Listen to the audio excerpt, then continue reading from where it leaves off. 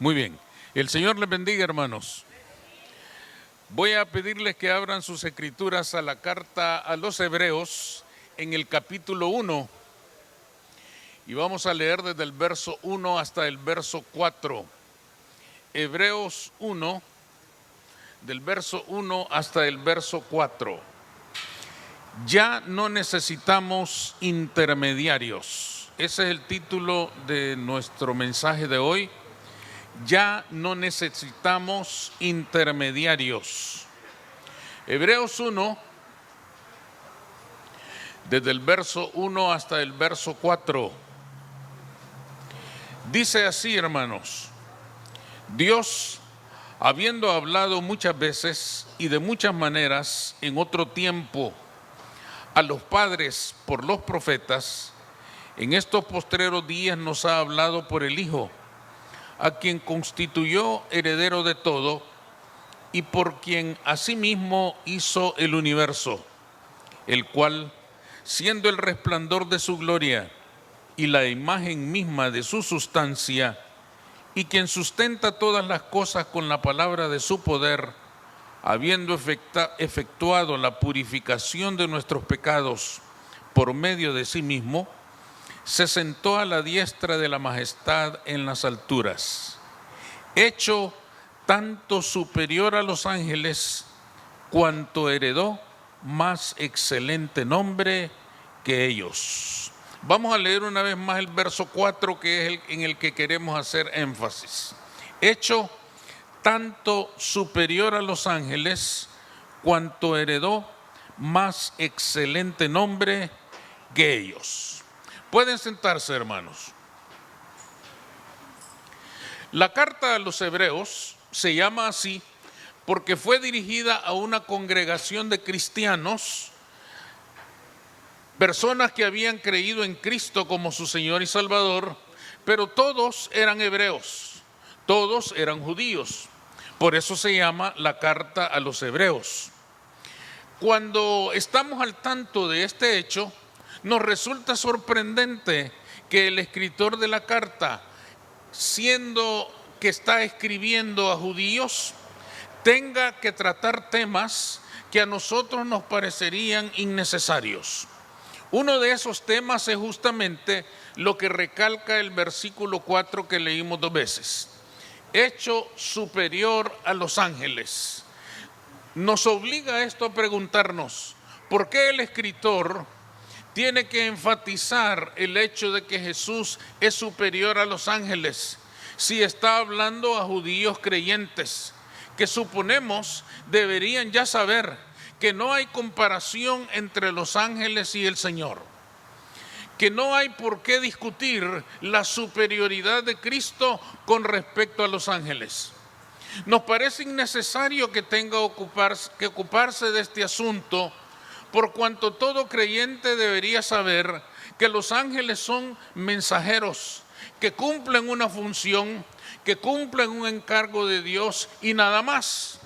Un mensajero, hermanos, aún en el orden natural, viene a nosotros con un mensaje y él no puede tomar decisiones respecto a lo que dice el mensaje, simplemente nos comunica el mensaje, porque es un mensajero.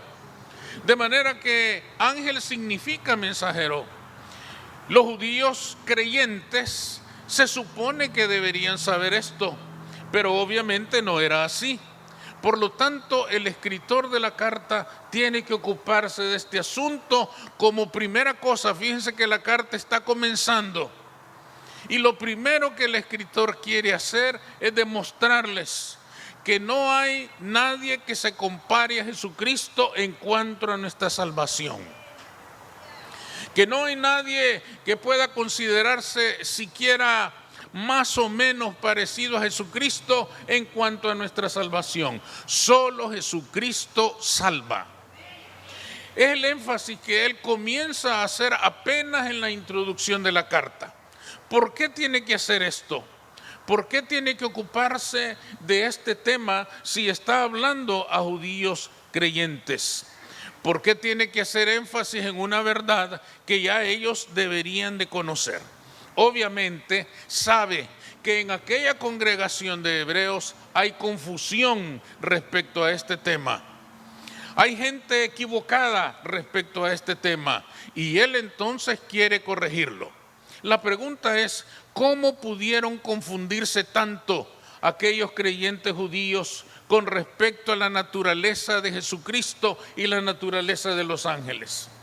¿Cómo o a través de qué se produjo esta confusión en aquellos creyentes? ¿De dónde nació este problema entre aquella congregación hebrea con respecto a la naturaleza de Jesús y respecto a la naturaleza de los ángeles? En primer lugar, nació de la condición de intermediarios que los ángeles tenían desde el Antiguo Testamento. Todo judío sabía y afirmaba, hermanos, que la ley de Moisés fue dada a través de ángeles. El apóstol Pablo mismo lo menciona en la carta a los Gálatas y dice que la ley le fue dada al pueblo a través de los ángeles, que ellos intervinieron en el proceso de entregar la ley a Moisés para que Moisés la entregara a su pueblo. Es decir, ellos habían sido mediadores en aquel proceso de que la ley le fuera dada al pueblo de Israel. Aunque la Escritura no nos dice de qué manera participaron ellos en el proceso, pero sí menciona que fue dada a través de ángeles. Además, todo hebreo sabía que los ángeles habían visitado en el pasado al pueblo de Israel. Abraham, por ejemplo, había recibido la visita de ciertos varones angelicales que entraron en su casa para anunciarle que su esposa iba a concebir el hijo que tanto anhelaban. De ahí nació aquella práctica tan común de la hospitalidad entre los hebreos, porque algunos, dice la Escritura, sin saberlo, hospedaron ángeles. Es decir, los ángeles tenían, hermanos, en la cultura hebrea una importancia y una trascendencia tan grande que ellos realmente los entendían, los concebían, los apreciaban como seres reales y verdaderos que estaban vigentes entre la vida del pueblo. La verdad de los ángeles entonces para ellos era indiscutible y cada hebreo lo creía sin duda alguna, pero lo entendían desde entonces como intermediarios entre Dios y los hombres. Y aquí nació el problema. Desde el Antiguo Testamento ellos entendían que los ángeles eran intermediarios, alguien que mediaba entre el pueblo y Jehová Dios. No los entendían como mensajeros que son, sino como intermediarios. El hombre y la mujer del Antiguo Testamento no entendía cómo podían acercarse a Dios si no tenían un intermediario, si no había alguien que intercediera por ellos, que mediara por ellos para poder acercarse a Jehová, alguien que le facilitara ese acercamiento a Dios. Para ellos, hermanos, desde el Antiguo Testamento, Dios estaba muy lejos.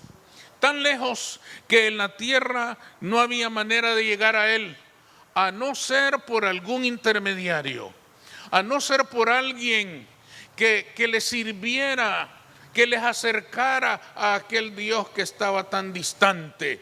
Y aquí los ángeles jugaron para ellos un papel sumamente importante. Entendiendo ellos que los ángeles estaban en la presencia de Dios, llegaron a la conclusión de que los ángeles eran las personas ideales para que intercedieran por ellos en medio de sus necesidades. Lo peligroso de esta creencia, hermanos, era el hecho de que ellos comenzaban a confiar su vida, comenzaban a confiar sus esperanzas, sus anhelos, sus necesidades, sus aflicciones a los ángeles y no a Cristo. Comenzaron, hermanos, a depender de los ángeles y no de Dios. Es decir, los ángeles le ganaron protagonismo a Jehová en la vida del pueblo de Israel. Esto había generado que aquellos judíos, ahora cristianos, entendieran que solo Cristo salva, pero al mismo tiempo reclamaban que fueran los ángeles quienes les representaran delante de ese Cristo que ellos no podían alcanzar. Eso generó todo un culto a los ángeles. Ellos comenzaron a adorar a los ángeles, pretendiendo que al hacer esto ellos los acercarían a Jehová. Este es el problema que el escritor de la carta quiere arreglar. Quiere que entiendan que esto no es así. Quiere que entiendan que han estado equivocados, que en el tiempo de la gracia solo Cristo Jesús puede saber, entender y resolver las necesidades del pueblo. El mundo de hoy, hermanos, también busca intermediarios. El miércoles le pusieron la ceniza a muchas personas. Comenzó la cuaresma y comienza este tiempo en que se avivan las creencias en los intermediarios. La gente comienza a buscar diferentes personajes que consideran los pueden acercar a Dios. El mundo está lleno de figuras de santos, ángeles y personas que quienes creen en ellos los consideran intermediarios entre Dios y ellos. Por eso los que se quieren casar le rezan a San Juan. Por eso algunos que no le creen las promesas a otra persona le dicen cuando San Juan baje el dedo. Cosas así nacen de esta creencia de que estas personas acercan a Dios, de que estas personas pueden interceder por nosotros delante de Dios. Entre ellos se cuentan el sacerdote, los santos, los ángeles mismos, que son venerados como espíritus vivientes que están en la presencia de Dios. Y por tanto, dicen los que creen en ellos, los acercan a Dios y llevan sus peticiones y ruegos hasta el altar de Dios. Tienen esa seguridad, tienen esa confianza, tienen esa certeza y claman a estos personajes para que lleven su ruego hasta la misma presencia de Dios. En esta misma categoría caen personas como el Papa, por ejemplo, que es visto por muchos como la persona que en esta tierra está más cerca de Dios que ninguna otra en el mundo. Es por esto que la gente se aglomera por multitudes en fechas especiales para recibir la bendición de la mano del Santo Padre. Porque ellos creen que si el Santo Padre los bendice, Dios los bendice. Porque el Papa es nada menos y nada más que el sustituto de Cristo en la tierra. Imagínense ustedes eso. El sustituto de Cristo en la tierra. Por lo tanto, quien recibe la bendición de este hombre, recibe la bendición de Cristo. Porque Él lo ha acercado a Dios. La gran pregunta es, hermanos, ¿por qué el ser humano necesita intercesores? ¿Por qué tantas personas necesitan un intercesor que los acerque a Dios? Una de las razones es sin duda alguna que la persona se siente indigna de acercarse a Dios. Se sabe pecador y entiende que Dios es un Dios santo, puro, justo, y que por lo tanto Él no puede venir delante de ese Dios cuando se le antoje. No puede venir delante de ese Dios a menos que un verdadero santo interceda por Él. A menos que una persona digna sí pueda acercarse a Dios y acerque su clamor, su necesidad, su súplica al Dios eterno. Reconociendo su naturaleza, el ser humano dice, no puedo acercarme a Dios de ninguna manera, necesito un intercesor. Ante esta situación, hermanos, todas las figuras que hemos mencionado le resultan perfectas para que lleven su necesidad a Dios, para que acerquen su situación, su vida a ese Dios que lo puede bendecir, para que le aproximen a ese Dios santo, a ese Dios puro, a ese Dios verdadero, al que Él no puede llegar.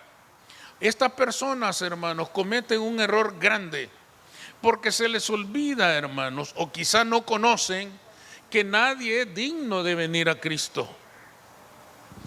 Pero Cristo nos hizo dignos en la cruz del Calvario.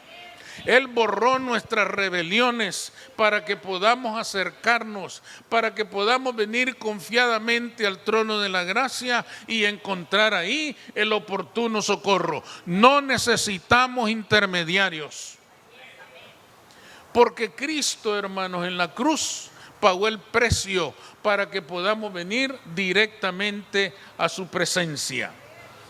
Otra razón por la cual el hombre piensa, hermanos, que necesita intermediarios es porque cree que Dios está en el cielo y que está tan ocupado con las cosas eternas, con las cosas verdaderamente importantes, que no tiene tiempo de ocuparse de sus cosas sencillas y simples de la vida.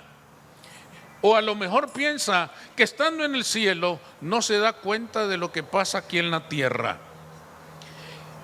Si se ocupara de algo, sería de los grandes problemas que ocurren aquí en la tierra. Pero no se va a preocupar de que yo no puedo pagar la renta. Él se va a ocupar de la guerra en Rusia. Él se va a ocupar de aquellos problemas grandes y graves, pero no se va a ocupar de las cosas simples del ser humano. Por lo tanto, creen ellos entonces, hermanos, que si hace necesario que uno de estos santos se acerquen y le digan al Señor: Señor, este hombre necesita tu ayuda. Y esto dará el resultado que estas personas andan buscando. Se les olvida, hermanos, o no conocen que desde Juan el Bautista se nos anunció: arrepentíos, porque el reino de los cielos se ha acercado. Ya no está lejos, ya no está en el cielo, está entre nosotros. Cuando el ángel Gabriel le anuncia a María que va a concebir del Espíritu Santo, le dice: y llamará su nombre Emmanuel, que significa Dios con nosotros. Este anuncio era tremendo, hermanos, porque le estaba diciendo a aquel hombre que creía en un Dios lejano: quítense ya esa idea de la mente. Él ya no está lejos. Él se llama Emmanuel porque está entre nosotros, porque está aquí, como en esta mañana que camina en este lugar en medio nuestro y ha venido por nosotros para bendecirnos a nosotros, para escucharnos a nosotros, para hablar con nosotros, para bendecirnos a cada uno de nosotros. Él se llama Emmanuel, está con nosotros, disponible para nosotros en el momento en que nosotros clamemos su nombre. No necesitamos intermediarios. La segunda razón por la cual aquel pueblo estaba ocupado era porque reconocían la imposibilidad de elevar sus almas al cielo por sí mismos. Los hebreos se congregaban en aquella iglesia, a la que, como ya hemos dicho, estaba dirigida esta carta. Pero tenían un verdadero problema. Seguían pensando que ellos por sí solos no podían acercarse a Dios. Creían que, como en los días de Moisés, necesitaban a alguien verdaderamente santo, que hubiera comprobado que realmente estaba cerca de Dios para que fuera su intermediario. En los días de Moisés le fue fácil confiar en Moisés. ¿Por qué le fue fácil confiar en Moisés? En primer lugar, porque dice la Escritura que era el hombre más manso de la tierra, un hombre lleno de mansedumbre. Y al verle esta característica en su persona, decían: este hombre realmente es un santo. Yo veo algunos hermanos que son mansos con sus esposas y yo digo: estos hombres son santos, de verdad. Lo mismo le pasó al hombre en el Antiguo Testamento. Miraban a Moisés. Ustedes saben que la Escritura dice que después de que Moisés hablaba con Dios, su rostro resplandecía y tenía que cubrirse, porque el resplandor de la luz quizá cegaría a las otras personas. Todas estas situaciones hicieron que el hombre antiguo testamentario dijera: Moisés sí. Moisés sí es nuestro intermediario. Él va con Dios y nos trae el mensaje de Dios. Y de ahí nació esta figura del intermediario. Ahí comenzó esta figura del intermediario. Ellos estaban seguros de que Moisés miraba a Dios cara a cara. Todos ellos conocían bien la historia de este hombre y se les hacía fácil entonces descansar en el intermediario.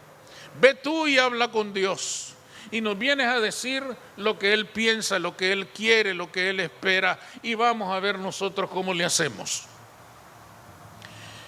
Y a nosotros podría pasarnos una situación similar, porque nosotros también, hermanos, podemos caer en un error parecido. Sin embargo, entendiendo que solo Cristo salva, entendiendo que tenemos acceso directo a Cristo, sin embargo todavía escuchamos que alguien dice en la iglesia: hermano, usted que está tan cerca del Señor, ore por mí.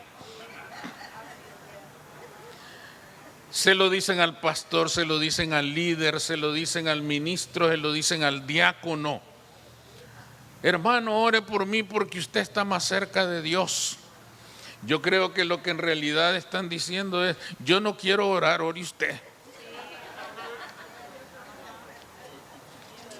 Ellos afirman y creen, hermanos, que hay personas que están más cerca de Dios. Uno mira a veces en la alabanza, hermanas, que están tan elevadas que uno casi las quiere: no se vaya todavía, hermana, espérese. Y uno dice: esta hermana debe orar por mí.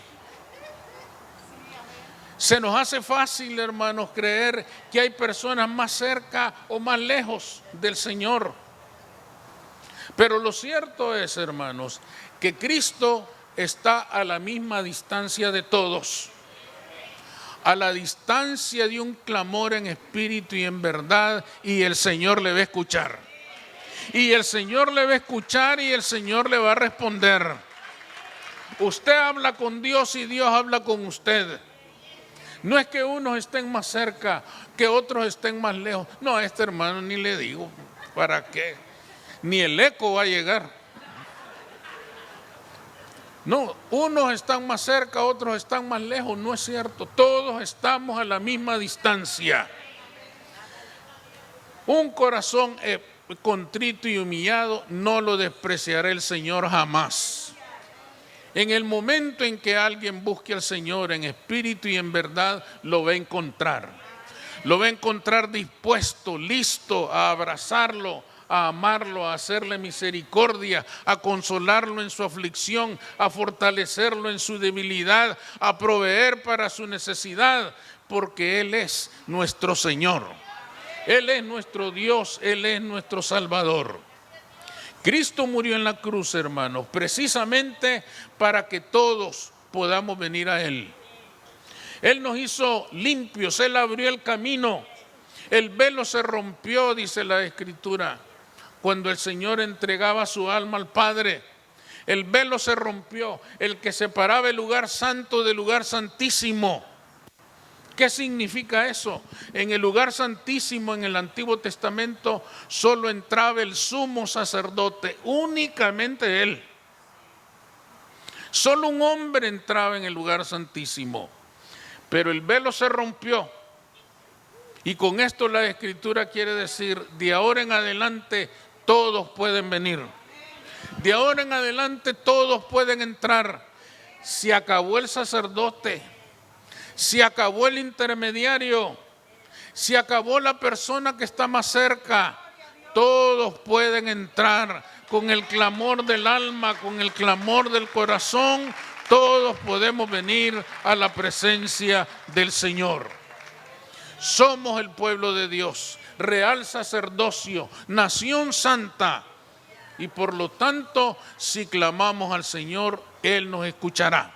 Tengamos la certeza de que si clamamos al Señor, Él nos va a escuchar y nos va a responder, porque Él es fiel y verdadero. Amén. Él es fiel y verdadero y por lo tanto todo lo que Él nos ha prometido, Él lo va a cumplir.